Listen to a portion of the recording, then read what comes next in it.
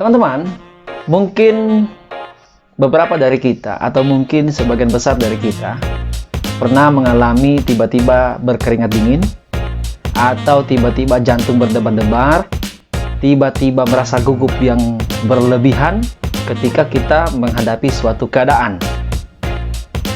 Apakah itu suatu hal yang normal terjadi pada tubuh kita? Atau mungkin kita sedang mengalami yang namanya gangguan panik.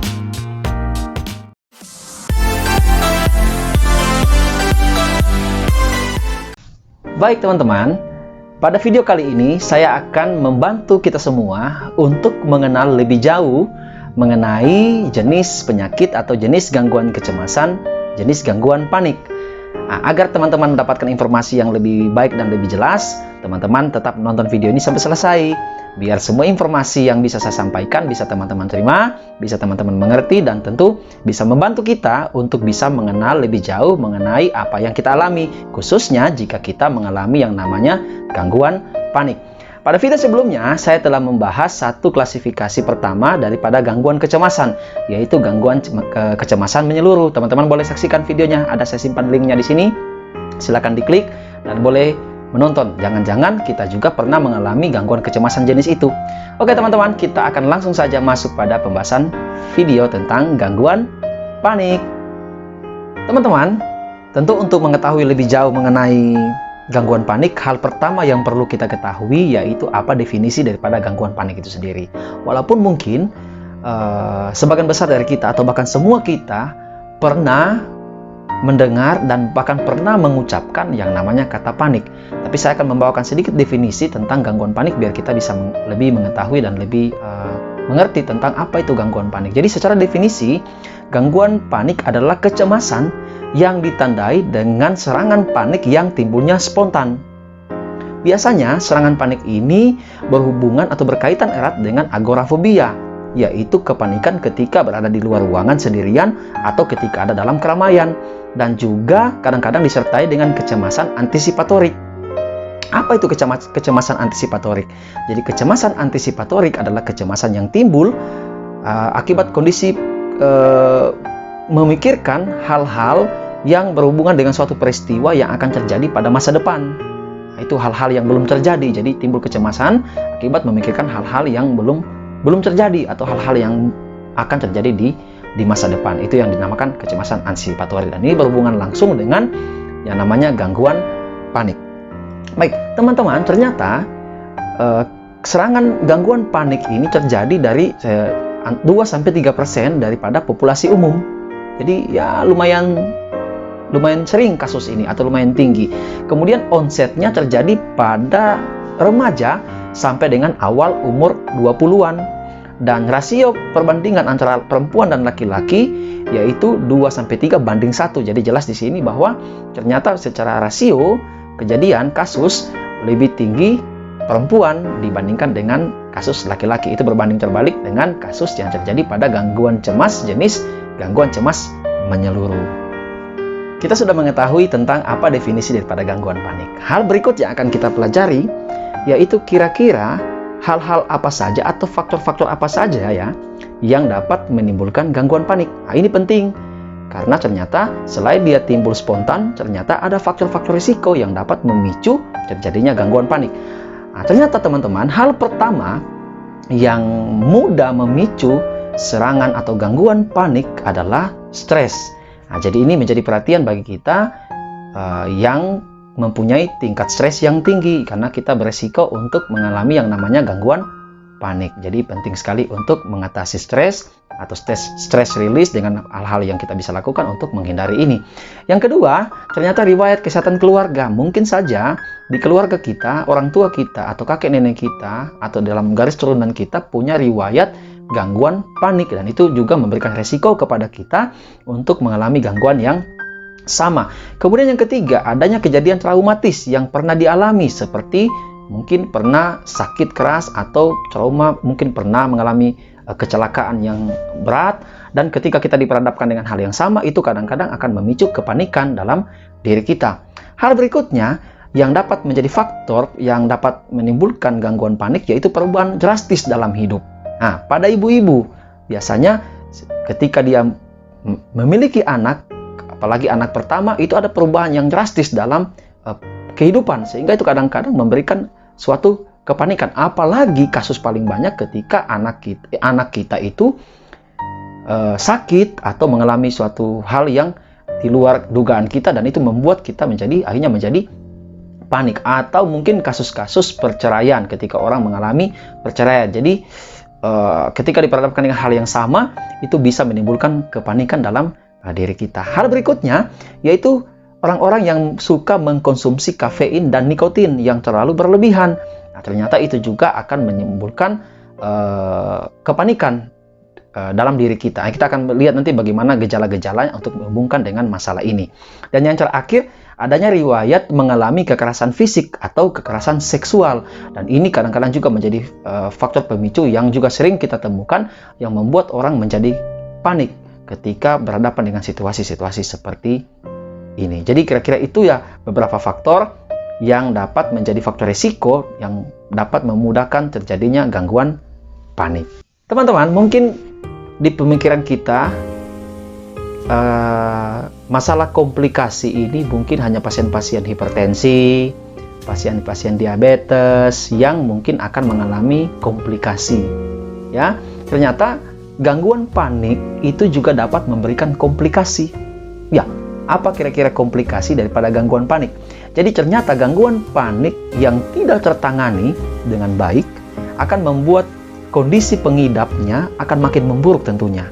Nah, dan itu akan menimbulkan beberapa komplikasi, yaitu seperti depresi, kecanduan alkohol, atau kadang-kadang bisa terjun pada penyalahgunaan narkotika atau nafsa. Kemudian orang-orang itu bisa menjadi antisosial, jadi sulit untuk bergaul dengan orang-orang di sekitar. Mungkin akan timbul masalah-masalah, baik itu pelajar di sekolah ataupun kita yang sudah bekerja. Di dalam pekerjaan kita akan timbul masalah-masalah keuangan karena kita tidak bisa lagi fokus pada pekerjaan kita. Atau bahkan yang lebih ekstrim dan mungkin juga jarang terjadi, tapi itu bisa saja terjadi, yaitu di mana akan terjadi hal-hal, kita melakukan hal-hal yang bisa mencelakakan diri kita sendiri, dan itu merupakan komplikasi-komplikasi jangka panjang ketika gangguan panik ini tidak bisa kita atasi. Nah, itu berbahaya. Tentu untuk mengetahui lebih jelas tentang gangguan panik ini atau serangan panik, tentu kita perlu mengenal apa saja gejala daripada gangguan panik. Dan tentu di sini ada hal penting yang perlu kita ketahui, di mana kita harus bisa membedakan suatu situasi yang kita alami, apakah kita mengalami gangguan panik atau kita mungkin mengalami yang namanya ketakutan biasa. Jadi teman-teman, ternyata serangan panik itu adalah suatu periode terpisah dari rasa takut yang intens, di mana gejala-gejala yang akan saya uraikan berikut ini, dia tiba-tiba berkembang dan dia mencapai puncaknya dalam waktu 10 menit. Nah, itu dia yang akan membedakan dengan suatu rasa takut. Apa saja gejala-gejala yang dimaksud? Yang pertama, kita akan mengalami yang namanya palpitasi. Palpitasi atau denyut jantung kita meningkat. Nah, ini kita bisa rasakan sendiri, tiba-tiba rasanya seperti jantung berdebar-debar cepat ya. Kemudian kita bisa juga meraba pada nadi kita, ya, baik di leher maupun di pergelangan tangan kita. Denyutnya menjadi cepat. Kadang-kadang diikuti dengan berkeringat dingin. Kita berkeringat dingin, tiba-tiba kita merasa gemetaran atau badan kita bergetar. Bahkan ekstrimnya bisa sampai merasakan sesak nafas. Nah, yang berikut, gejala yang berikut, kita merasa seperti tersedak, membawa sensasi kita sulit untuk menelan, seperti tercekik. Kemudian kita merasa nyeri atau ketidaknyamanan pada dada, bahkan itu paling sering menyerang dada kiri yang membuat kita merasa seperti kita mengalami serangan jantung. Berikut juga terjadi gangguan pada lambung, kita merasa mual, nyeri hati, bahkan kita merasa begah. Gejala berikut juga yang bisa terjadi, kita bisa merasa menggigil yang memberikan sensasi seperti kita mengalami suatu demam. Kita merasa pusing, bahkan bisa sampai dengan kita pingsan. Dan hal-hal lain yang bisa terjadi dalam gejala-gejala serangan panik, yaitu kita bisa kehilangan kontrol sehingga kita kelihatannya seperti, dalam tanda kutip, orang gila. Nah, itu gejala-gejala daripada gangguan panik, yang mana sekali lagi gangguan tersebut itu berkembang dengan cepat dan mencapai puncak hanya kurang lebih 10 menit. Teman-teman, saya berharap setelah kita mengenal tentang gejala-gejala daripada gangguan panik, teman-teman semua tidak menjadi panik dan tidak mengalami serangan panik. Tidak perlu khawatir bagi teman-teman yang mungkin pernah mengalami gejala ini dan mungkin dia menjurus kepada serangan panik. Ternyata 70% respon terhadap pengobatan itu baik, yaitu melalui adanya pendidikan tentu, kemudian adanya jaminan, kemudian adanya perubahan pola daripada kehidupan, yaitu mengurangi kafein ataupun alkohol yang dapat memicu terjadinya gangguan panik, atau perubahan hal-hal yang menjadi faktor risiko yang sudah saya uraikan di awal tadi. Kemudian juga bisa menggunakan obat-obatan, kemudian yang terakhir bisa menggunakan stimulan terapi kognitif perilaku. Dan tentu saya menyarankan cara terbaik untuk mengatasi gangguan panik adalah dengan perawatan medis. Dimana kalau kita pun sudah pernah mengalami gangguan panik, saya menyarankan untuk melakukan konsultasi dengan tenaga medis, dalam hal ini dokter. Jika di sekitar teman-teman ada dokter spesialis jiwa, saya menyarankan untuk kita melakukan konsultasi. Tidak perlu khawatir bahwa ketika kita mengunjungi dokter spesialis jiwa berarti kita ini gila. Tidak. Ternyata kita semua ini memerlukan yang namanya konsultasi, di mana melalui konsultasi tersebut kita bisa diarahkan, kita bisa distimulan, yaitu kognitif dan perilaku kita, sehingga kita bisa mengatasi jika terjadi gejala-gejala yang bisa mengarahkan kita ke gangguan panik atau serangan panik. Jadi teman-teman, ini merupakan hal yang terakhir yang ingin saya bagikan kepada kita sekalian.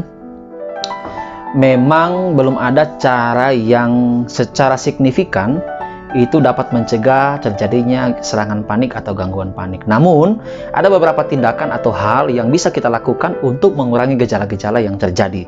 Di antaranya, saya sudah sebutkan tadi sebelumnya, yaitu menghindari jenis-jenis makanan atau minuman yang terlalu manis, yang mengandung kafein dan yang mengandung alkohol. Yang kedua, kalau bisa ya, berhenti merokok dan tidak terjadi penyalahgunaan nafsa, ya, narkotika dan obat-obat psikotropika lainnya. Kemudian yang ketiga, kita melakukan aktivitas yang menyehatkan, ya, berolahraga atau kegiatan-kegiatan lain yang membuat kita senang, ya. Kemudian mencukupi kebutuhan tidur dan istirahat, ya, disarankan ya 6 sampai 8 jam tidur malam, ya, bukan tidur pagi atau tidur siang. Kemudian latihan manajemen stres dan teknik relaksasi, ya, misalnya dengan melakukan teknik pernapasan dalam dan panjang, ya. Kemudian melakukan yoga atau kegiatan-kegiatan yang melakukan pelemasan otot-otot. Dan yang terakhir, yang walaupun ini di Indonesia masih sangat jarang dilakukan, tetapi kalau di luar negeri ini kita bisa lihat, biasa kita menonton film-film, ini sering dilakukan, yaitu bergabung dengan komunitas, ya, yang memiliki permasalahan yang sama, di mana hal itu bisa menciptakan kesadaran, pemahaman, hingga membiasakan diri kita untuk menangani yang namanya kepanikan. Jadi kurang lebih itu hal-hal yang dapat saya bagikan untuk materi kita yang kedua ini dalam klasifikasi gangguan cemas. Semoga hal-hal yang bisa saya bagikan walaupun singkat ini bisa membantu teman-teman untuk lebih mengenal lagi yang namanya gangguan cemas, jenis gangguan atau serangan panik. Sekali lagi, bagi teman-teman yang belum menonton video tentang membahas tentang gangguan kecemasan, khususnya tentang jenis klasifikasi yang pertama, gangguan cemas menyeluruh, teman-teman boleh lihat linknya, saya akan simpan nanti di deskripsi, boleh teman-teman nonton. Mungkin teman-teman juga bisa mendapatkan informasi penting dari video tersebut. Dan yang paling terakhir, teman-teman, jangan lupa tetap support channel saya dengan menekan tombol subscribe. Berikan like jika teman-teman suka, atau mungkin dislike jika teman-teman tidak suka. Itu juga merupakan respon saya. Itu terserah kepada kita sekalian. Jika ada hal-hal yang ingin ditanyakan, atau mungkin ingin diusulkan, atau mungkin akan dikritik, atau sebagai masukan, mungkin ada hal yang kurang, teman-teman boleh tulis di kolom komentar. Itu akan sangat membantu saya untuk bisa lebih mempersiapkan materi dengan lebih baik lagi dan mempresentasikannya dengan lebih baik. Dan dengan mensupport channel ini, teman-teman akan membuat channel ini semakin berkembang dan semakin akan banyak informasi yang bisa dibagikan melalui channel ini. Oleh karena itu, jangan lupa juga satu lagi, share ya video ini jika teman-teman merasa ini perlu untuk diketahui, atau mungkin teman-teman, saudara, teman-teman, mungkin ada keluarga, kenalan, atau siapapun yang pernah mengalami gangguan ini, silakan di-share video ini kepada mereka, biarlah mereka boleh belajar, boleh melihat, dan boleh bermanfaatlah bagi mereka untuk mereka bisa mengatasi gangguan panik yang mereka hadapi. Sekali lagi terima kasih, salam sehat semuanya, tetap jaga kesehatan, jangan lupa dimanapun kita pergi dan berada, jangan lupa untuk terus menggunakan masker dan selalu siap sedia dengan sanitizer. Jika ada tempat cuci tangan, gunakan air mengalir dan sabun. Jika tidak, ya kita punya hand sanitizer. Serta hindari bepergian, hindari kerumunan, biar kita tetap sehat. Dan semoga Indonesia cepat bisa melalui pandemi COVID-19. Sekali lagi salam sehat dan Madonde.